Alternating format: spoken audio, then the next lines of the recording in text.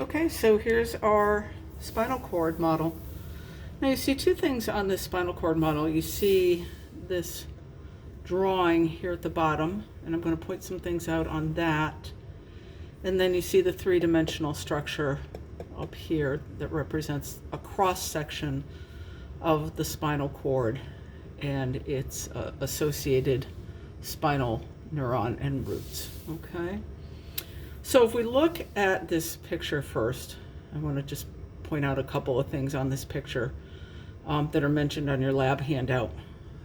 The first one is the anterior median fissure, right? Now remember, a fissure is a gap. And so when you look at this, you can very easily see this gap right here, and that's the anterior median fissure. The posterior median sulcus is this right here, okay? So a sulcus is more of an indentation, okay? It's not as wide as a fissure. You're going to see sulci on the cerebrum of the brain as well, okay? And you'll see it's more of an indentation. Again, we're looking at a cross-section of the spinal cord, okay? And when you look again at this picture, you're going to be looking at some of the roots that go out of and into the spinal cord. And the spinal cord, you really have to be able to identify this stuff not only on a picture, but on the three-dimensional model, as well as on the histology slide. So it's all the same stuff, it's just that you're looking at it a different way, okay? So let's look at the three-dimensional structure, the cross-section of the spinal cord. When you look at a cross-section of the spinal cord, okay, now you need to know what's anterior and posterior, and the way that this is set up is identical to what the picture is. So if that's the anterior median fissure, this is the anterior median fissure right here, this sort of hole that you can see, which means that this is the anterior part of the spinal cord and this is the posterior part of the spinal cord. And that becomes important when we talk about the roots that go in and out of the spinal cord. But let's start first with the gray matter, okay, which is found in the center of the spinal cord.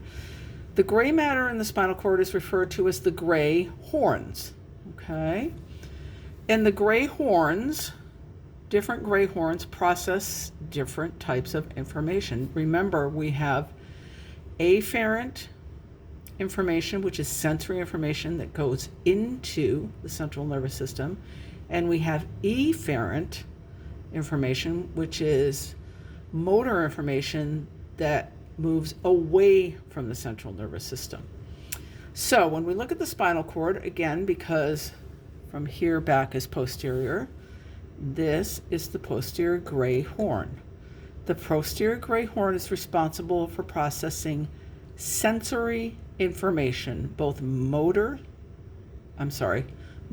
somatic sensory information, which means it comes from the muscles and the body, and visceral sensory information, which means it comes from the organs. And so that's why you see two different color wires going into the posterior gray horn, okay? One of these wires represents somatic sensory information, and the other color wire represents visceral sensory information. So that's the posterior gray horn.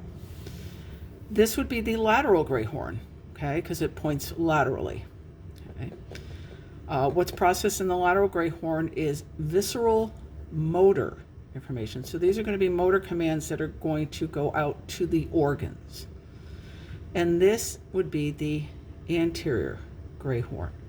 And so the anterior gray horn is responsible for somatic motor information. So that would be motor commands that would be going out to the muscles, okay? While we're here, let's just look at the roots while we're here and we're talking about information going in and out, all right? Let's start over here with this structure right here. That's a spinal nerve. There are 31 pair of spinal nerves, okay? Spinal nerves carry both motor and sensory information. So basically, when you get to about there, you've left the vertebral column and you're you're now in the peripheral nervous system, going out, okay? This spinal nerve is carrying both sensory information in, and it's carrying motor information out. So a spinal nerve is what they call mixed. It carries both sensory and motor. You've got two routes to a spinal nerve. You've got the route that carries the sensory information in, and you've got the route that carries the motor information out. So the route that carries the sensory information in is the dorsal route. So this is the dorsal route. Now, you're going to know it's the dorsal route because it has this big bulge in it. That big bulge is called the dorsal root ganglion. If you remember, sensory neurons are what they call unipolar, and they have the body of the neuron is kind of off to the side. And what collects in this dorsal root ganglion is the bodies of the sensory neurons. And then the axons continue and carry the sensory information in. So that's the dorsal root ganglion. This is the dorsal root. And the dorsal root is responsible for carrying sensory information into the spinal cord. Okay, both somatic sensory and visceral sensory. This is the ventral root. Notice the ventral root doesn't have a big bulge. Okay, motor neurons are multipolar. Their bodies are all gathered in the anterior great horn, and then the axons are going out through the ventral root. So the ventral root has no bulge, okay, and the ventral root carries motor commands or motor information. All right, so spinal nerve mixed, motor and sensory, dorsal root ganglion, bodies of the sensory neurons, dorsal root carrying sensory information in, ventral root carrying motor commands or motor information out. All right. Now, the other thing you see here on the spinal cord is the white matter, all right? So you see areas of white matter here, here, here. Now, unlike gray matter, white matter is not called horns, it's called columns. So this is the anterior white column, this is the lateral white column, and this is the posterior dorsal white column, okay? What happens in the columns is you have the ascending and descending tracks that carry your sensory and your motor information up to the brain and down from the brain, okay? So remember, sensory information is always going up, okay, into the brain, and motor information is always coming down, okay, away from the brain. So these white columns contain what we call the tracks, all right? The tracks are just areas that are carrying the information up and down. So you have ascending tracks carrying sensory information, you have descending tracks carrying motor information.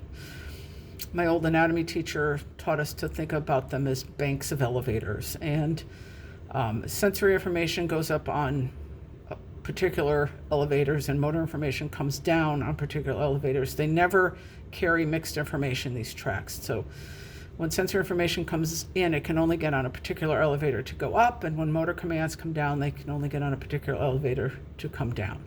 Okay, so again, anterior white column, lateral white column, posterior white column. There are some areas of crossing over, and it's hard to see on the three-dimensional model, so I'll just mention it down here. Okay, information crosses over in the spinal cord, okay? It might come up to a certain level and then go across and then continue up. So any area where there's crossing over, okay, are called commissures. Oh, there goes the fire trucks, you can hear them. So you have white commissures, okay, where there's crossing over, and you have gray commissures where there's crossing over, okay? So I'm not particularly adamant about you knowing that, you know, this is the anterior white commissure, that's the anterior gray commissure. Just know that areas of crossing over are called commissures, okay? And then you see a little tiny hole in the center of the spinal cord, which is called the central canal, The central canal contains cerebrospinal fluid. It's got ependymal cells in it that make the cerebrospinal fluid. So there's a teeny tiny bit of cerebrospinal fluid in the central canal. All right. Again, if we look at this picture, just to reiterate, okay, posterior gray horn, dorsal root ganglion, okay, sensory information coming in, lateral gray horn, visceral motor information going out, anterior gray horn, motor, somatic motor information going out through the ventral root, and then here we see our mixed spinal nerve right here, 31 pair. All right, so that's your spinal cord model.